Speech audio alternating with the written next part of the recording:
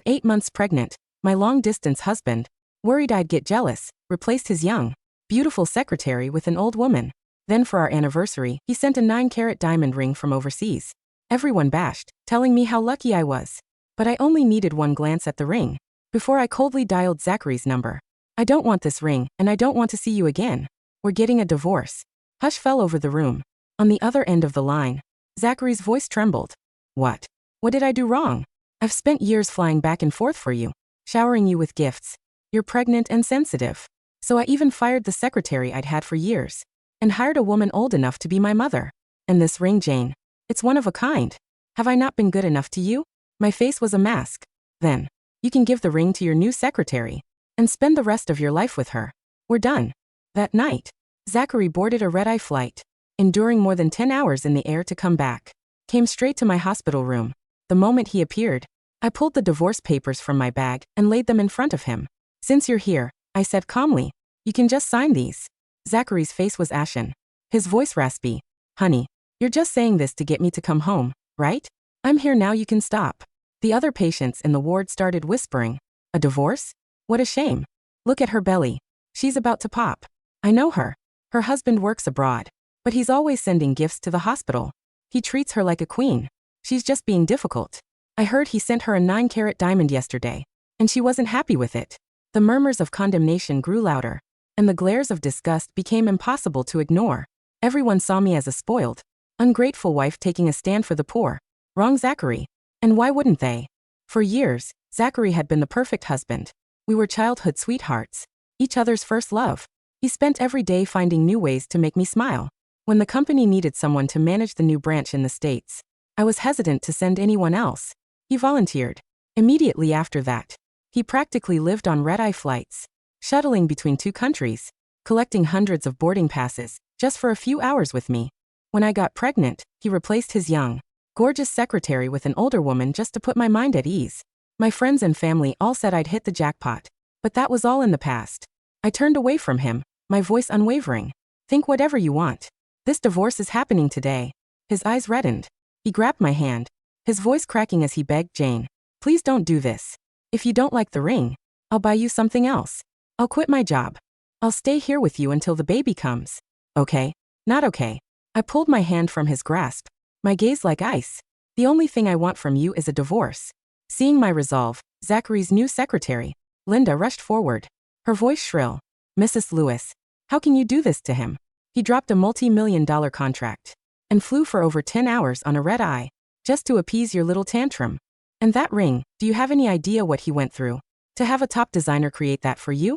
Are you just going to throw his devotion away like it's trash? I shot her a look of pure contempt. You're just a secretary. What gives you the right to speak here?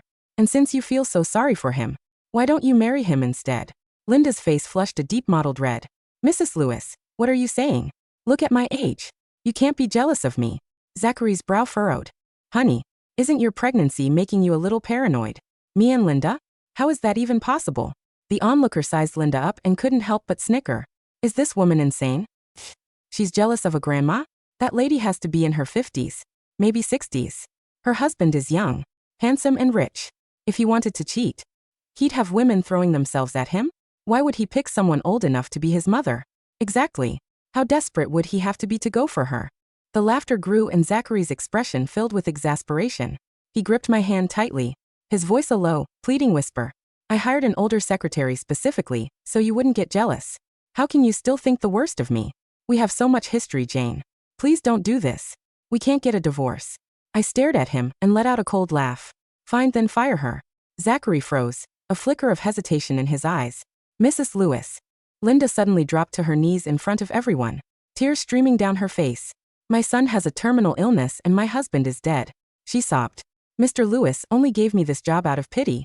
You can't make him fire me. My life doesn't matter. But my son is in the ICU waiting for money to save his life. I really need this job. Linda's wails were heartbreakingly convincing. The crowd murmured in sympathy, turning on me. She's in such a horrible situation. How can you take away her livelihood? Just because of your own insecurities? Yeah, this is all in your head. The poor woman is desperate. Give her a break. You're 8 months pregnant. Don't you have any compassion? Seeing the tide turn in her favor, Linda clutched at the hem of my gown. Mrs. Lewis, I promise I'll stay. far away from Mr. Lewis. I'll only do my work. Please just let me keep my job. When I remained unmoved, Zachary's patience finally snapped. Jane, this has gone too far. Linda is just a pitiful woman. I've gone too far, I scoffed. My eyes locked with his. Zachary, the disgusting things you've done are far worse than anything I could imagine. Don't force me to say them all out loud. Flash of panic crossed Zachary's face before he blustered, his voice rising. What have I done? Everything I do is to make you happy, to give you and our child a better life. Linda wiped her tears and stood up, pointing a trembling finger at me. How can you say that about him, Mrs. Lewis? While you've been here resting and being cared for, Mr. Lewis has been working himself to the bone, eating meals and staying up all night. What could he possibly have done? He's a fool for loving a woman like you. I let out another cold laugh, my gaze shifting between the two of them. Working late into the night. Are you sure it was work or something else? Filthy. The two of you know better than anyone. With that, I threw the divorce papers at his chest and turned to leave. Just then, my mother-in-law burst into the room breathless. Jane, what's going on? I heard you want a divorce. What happened? She grabbed my arm, her face etched with concern. Did that bastard Zachary do something to hurt you? You tell me and I'll handle him. The hospital room was suffocating. My mother-in-law, Margaret, stood by my side, her hand a firm weight on my shoulder. She was the only person in the Lewis family who had ever looked at me with genuine clarity. Tell me, Jane, Margaret said, her eyes boring into her son. What has this boy done? Zachary stepped forward, the picture of a wronged, devoted husband. Mom, I don't know. She's upset because of the ring. I spent a fortune on it. I flew across the ocean the moment she sounded unhappy. And now she's accusing me of, I don't even know what. She's attacking Linda, a poor woman who just wants to save her son. Linda, still on her knees, let out a fresh sob. I'll leave Mr. Lewis. I don't want to cause trouble for your family. If my son dies because I lose this job, it's just my fate. The crowd in the hallway tooted. Heartless, someone whispered. The poor girl is delusional from the pregnancy. I looked at the 9-carat diamond ring sitting on the bedside table. It caught the sterile hospital light, throwing rainbows against the white walls. It was beautiful. It was expensive. And it was a confession. You want to know why I want a divorce, Zachary? I asked, my voice terrifyingly calm. You want to know what's wrong with this ring?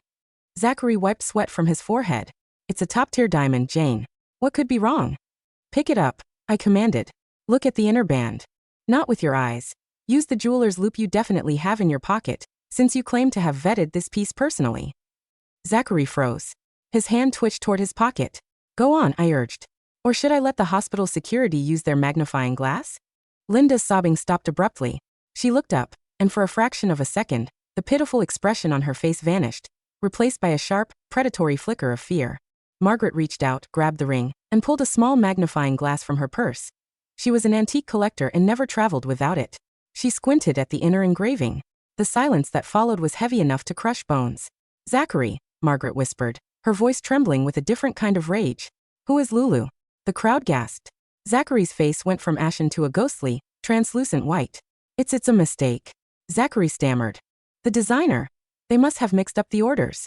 You know how these high-end places are, they handle dozens of VIPs. 9 carats, I interrupted. Do you know why it's 9 carats, Zachary? Because when we were 20, you told me that one day you'd give me a diamond for every year we spent together. This year is our 9th anniversary. I looked at Linda.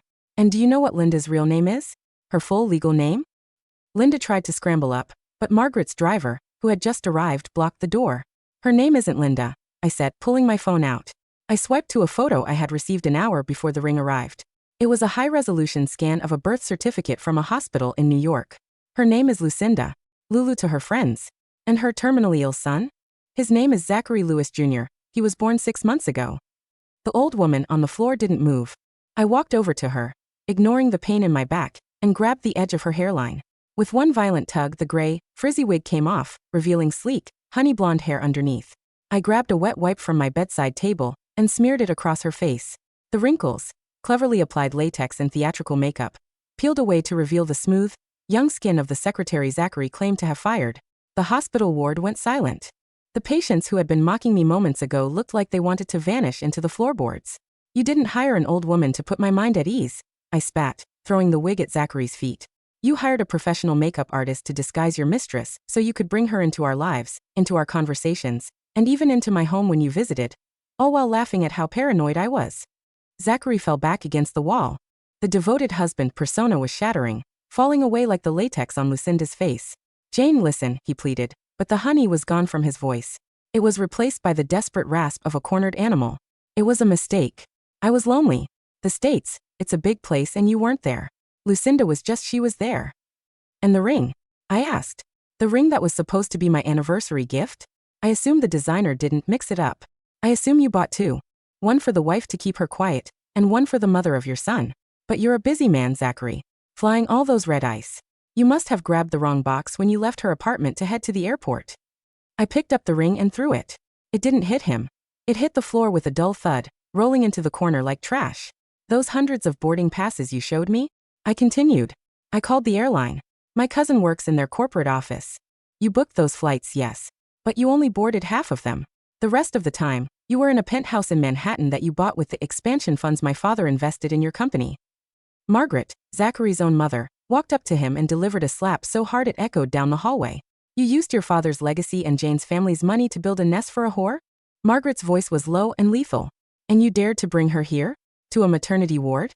Lucinda, no longer acting like a victim, stood up and wiped the rest of the makeup from her face. She looked at me with pure venom. So what? He loves me. He spent more time with me in the last 2 years than he has with you in the last 5. You're just a glorified incubator to him, Jane.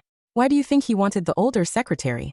Because he couldn't stand the thought of you looking at him with those pathetic, trusting eyes anymore. I didn't cry. I had cried all my tears the night I found the first clue. A dry cleaning receipt for a woman's silk blouse tucked into his suit jacket 3 months ago. I had spent those 3 months hiring private investigators, tracking finances and waiting for him to trip. The ring was the final piece. Get out, I said. Jane, be reasonable, Zachary said, trying to regain his footing. You're 8 months pregnant. You can't raise this baby alone. You need my income. You need the Lewis name. The Lewis name belongs to my mother-in-law, I reminded him. And as for the income, Margaret stepped forward, pulling a stack of documents from her bag. I've already spoken to the board, Zachary. Effective an hour ago, you've been removed as CEO of the U.S. branch for embezzlement of company funds. Specifically, that penthouse and the gifts you've been buying. You're broke, son. And if Jane doesn't sue you into the Stone Age, I certainly will. Zachary's eyes widened. He looked at Lucinda, who was already stepping away from him, her eyes darting toward the door. Without the money, the devotion was clearly evaporating. You're leaving me? Zachary hissed at his mistress. I have a son to think about, Lucinda said coldly, her pitiful mother act returning. But this time with a sharp edge. And if you have no money, you're of no use to us. She turned to leave, but 2 police officers were already standing at the end of the ward. Lucinda Vance? One officer asked. You're under investigation for insurance fraud related to a terminally ill child claim in New York, as well as being an accomplice in the embezzlement of Lewis Corp funds. As they led a screaming Lucinda away, Zachary collapsed to his knees. He reached for my hand, but I pulled my bedsheets back, refusing to let him touch even the fabric near me. I loved you since we were kids, I said, my voice finally breaking just a little. I would have given you everything. But you thought I was weak because I was kind. You thought I was blind because I loved you. I'll change, he sobbed. Jane, please. The baby needs a father. My baby will have a mother who respects herself, I said. And a grandmother who knows the value of integrity. You're just a ghost. 2 weeks later, I sat in a sun-drenched room in Margaret's estate. The divorce had been fast-tracked. With the evidence of embezzlement and the sheer public scandal, Zachary had no leverage. He had signed everything in exchange for Margaret not pressing criminal charges, though she still made sure he was blacklisted from every financial firm in the country.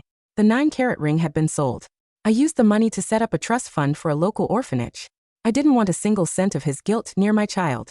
I looked at the divorce papers on the table, officially stamped. I felt a strange sense of peace. The perfect husband was a lie, but the life I was about to build was real. Suddenly, I felt a sharp contraction. I gasped, clutching the edge of the table. Margaret, I called out. The journey was just beginning. Epilogue 1 year later. The gala for the Lewis Foundation was in full swing. I stood at the podium, dressed in a sleek midnight blue gown. My son, Leo, was fast asleep backstage with a nanny. I had taken over the operations of the firm's charitable arm, turning it into one of the most successful nonprofits in the city. My face was no longer a mask. It was glowing. As I finished my speech, I saw a disheveled man standing by the entrance, trying to get past security. It was Zachary. He looked 10 years older. His suit was cheap, his hair thinning, and his eyes were hollow. He had been working as a low-level telemarketer, living in a studio apartment, unable to escape the reputation of the man who cheated on his pregnant wife with a fake grandma. He caught my eye. For a moment, there was a flash of the boy I used to love. He looked at me with a longing so deep it was almost pathetic. I didn't turn away coldly this time. I didn't feel the need to. I simply looked through him, as if he were a window looking out onto a landscape I had long since moved past. I turned to my colleagues, shared a laugh, and walked toward the light of the ballroom. I had spent years waiting for him to come home from red-eye flights. Now I realized I was finally the one who had arrived. The 9-carat diamond was gone, but for the first time in my life, I was truly brilliant.